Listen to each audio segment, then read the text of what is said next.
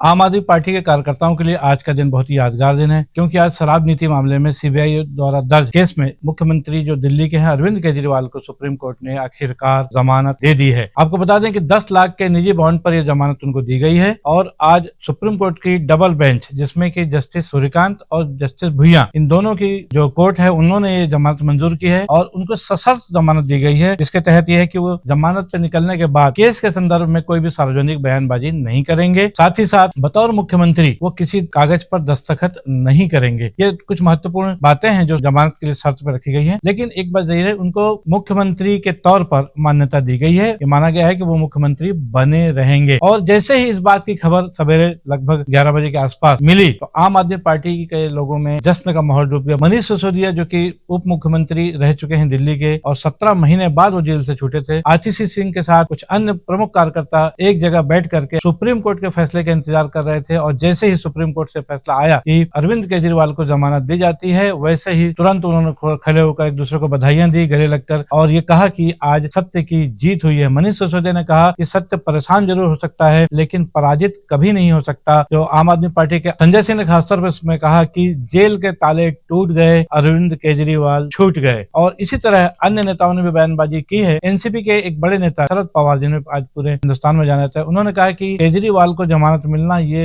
एक तरह से देखा जाए कि लोकतंत्र की जीत है। इस दौरान सुप्रीम कोर्ट ने कुछ कमेंट्स किए हैं और उस कमेंट्स में सीबीआई पर एक टिप्पणी हुई है। जस्टिस भुइया ने सीबीआई पर कहा है कि सीबीआई पिंजरे का तोता नहीं है, ये बात सीबीआई को साबित करना चाहिए और जिस ढंग से काम उन्होंने किया है वो कहीं न कहीं जो न्याय के हिसाब से वो गलत है और एक तरह से उन्होंने पिंजरे के तोते की संज्ञा दी है। इसको लेकर के जो कांग्रेस तथा अन्य पार्टियां उसको हवा भी दे रही हैं, वहीं भारतीय जनता पार्टी उसके मुखालिफ है। कांग्रेस के नेता आलोक शर्मा ने कहा है कि सुप्रीम कोर्ट के जस्टिस भुइयां की जो टिप्पणी की गई है वास्तव में उसके लिए गृह मंत्री तथा सरकार को संज्ञान लेना चाहिए और जवाब देना चाहिए कि आखिर से क्या बात हुई कि सुप्रीम कोर्ट को इस तरह की टिप्पणी करनी पड़ी। आपको बता दें कि सुप्रीम कोर्ट ने साफ तौर पर कहा है कि सीबीआई या अन्य एजेंसियां कहीं न कहीं जिस ढंग से काम कर रही है उसमें न्याय की बात नहीं समझ में आ रही है। बहरहाल चाहे वो ईडी हो, चाहे सीबीआई हो, चाहे इनकम टैक्स हो, पूरे हिंदुस्तान में लगातार जिस ढंग से कार्रवाइयां हो, आलोक शर्मा ने कहा इस बारे में खासतौर पे कि पैसा उगाही का माध्यम बना के रखा है सरकार ने इन एजेंसियों को। ये बहुत बड़ी बात है। आपको बता दें कि ये जो घटना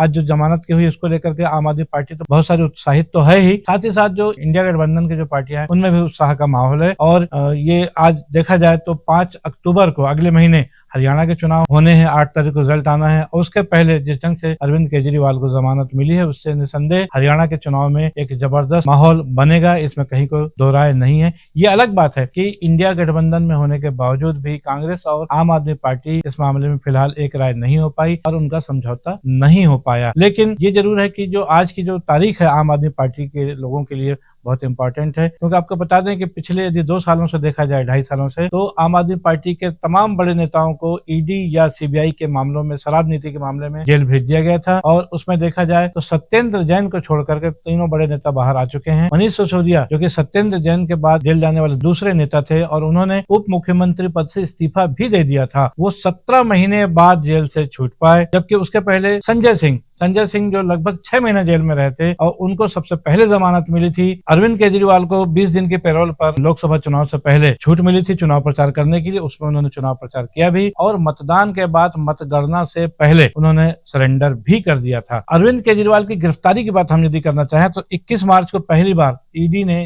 अरविंद केजरीवाल को गिरफ्तार किया था और उसके बाद जब जून में उन्होंने मतदान के बाद जब सरेंडर किया था, उसके बाद 26 जून को जबकि उनके सुप्रीम कोर्ट से जमानत की कार्रवाई चले, सीबीआई ने उनके जेल में रहते हुए मामला बनाया और उनको अरेस्टिंग की। तो इस तरह 2 मामले ऐसे हो चुके थे जिसमें उनको जमानत लेनी थी और इसके तहत 12 जुलाई को आखिरकार ईडी के मामले में सुप्रीम कोर्ट ने उनको अंतरिम जमानत दे दी थी। अब 12 जुलाई के बाद चूंकि सीबीआई का मामला अटका हुआ था इसलिए वो जेल से बाहर नहीं आ पाए थे और इस संदर्भ में अभी पिछले सप्ताह 5 सितंबर को अंतिम सुनवाई हुई सुप्रीम कोर्ट में, जिसमें कि उनकी जमानत का मामला था और आखिरकार उस दिन सुनवाई के बाद फैसला सुरक्षित रख लिया गया था और आज एक हफ्ते बाद 13 तारीख को सुप्रीम कोर्ट ने वो जो सुरक्षित रखा हुआ मामला था, फैसला था, उसको आज सुनाया और आखिरकार 10 लाख रुपए के निजी बॉन्ड पर उनको जमानत दे दी। आपको बता दें कि संजय सिंह 6 महीना जेल में रहे थे, तब बाद उसके बाद उनको जमानत मिली थी। 17 महीने बाद मनीष सिसोदिया को और इनको 177 दिन बाद बाद मतलब लगभग 6 महीने अरविंद केजरीवाल ने जेल में बिताए हैं। इस बीच उनका स्वास्थ्य भी खराब रहा, उसको लेकर भी बहुत सारी राजनीति भी हुई, टीवी पर खबरें भी आती रही, आरोप प्रत्यारोप भी लगाए जाते रहे। ये कहा गया कि जानबूझकर वो अपना स्वास्थ्य खराब कर रहे हैं। बहरहाल इन सब के बावजूद आखिरकार आम आदमी पार्टी के लिए अब एक राहत की बात है और ये माना जा रहा है कि शाम तक वो जेल से बाहर आ जाएंगे। उसके बाद हरियाणा चुनाव सामने है। देखना है कि आम आदमी पार्टी के लिए हरियाणा का जो चुनाव है मुख्यमंत्री अरविंद केजरीवाल के जेल से बाहर आने के बाद कितना फायदेमंद साबित होता है। एक बार फिर से साबित हो गया है अरविंद केजरीवाल जी जैसा सच्चा ईमानदार देशभक्त कट्टर ईमानदार नेता इस देश में नहीं है। जिनको गिरफ्तार करने के लिए भारतीय जनता पार्टी ने हजारों तरह की कुचक्र रचे, हजारों तरह की साजिशें रची। एक कट्टर ईमानदार आदमी को, काम करने वाले आदमी को, जनता के दर्द की, जनता की जिंदगी को संवारने के लिए जो काम कर रहा था, उनको उठा के जेल में डाला। इससे बड़ा पाप लोकतंत्र के इतिहास में नहीं हुआ।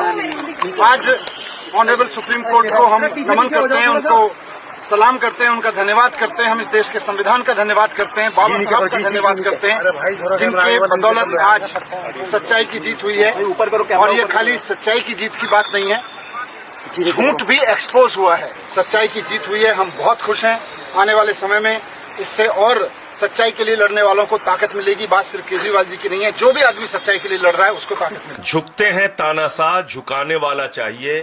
अरविंद केजरीवाल ने देश के तानाशाह को झुकाने का काम किया। एक्साइज केस में कहीं कुछ नहीं मिला, किसी भी व्यक्ति के खिलाफ कुछ नहीं मिला। एक झूठ का पहाड़ खड़ा करके भारतीय जनता पार्टी ने, मोदी सरकार ने ईडी सीबीआई का इस्तेमाल करके आम आदमी पार्टी को खत्म करने की कोशिश की, अरविंद केजरीवाल को खत्म करने की कोशिश की। लेकिन सच की जीत होती है, अन्याय का अंत होता है, तानाशाही का अंत होता है।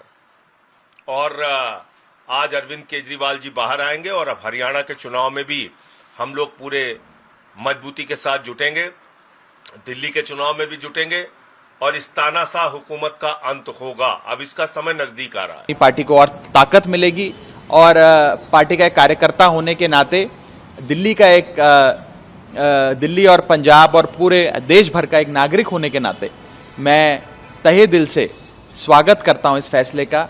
और बस एक ही चीज कहना चाहता हूं इस भावुक लम्हे में कि वेलकम बैक अरविंद केजरीवाल। देखिए, मुझे लगता है कि सुप्रीम कोर्ट का फाइनल ऑर्डर आने के बाद, एक बार उसको पूरी तरीके से पढ़ने के बाद वकीलों के साथ बैठ के आगे की रणनीति बनाई जाएगी, पर्टिकुलरली कंडीशंस को लेकर जिसके तहत बेल दी गई है।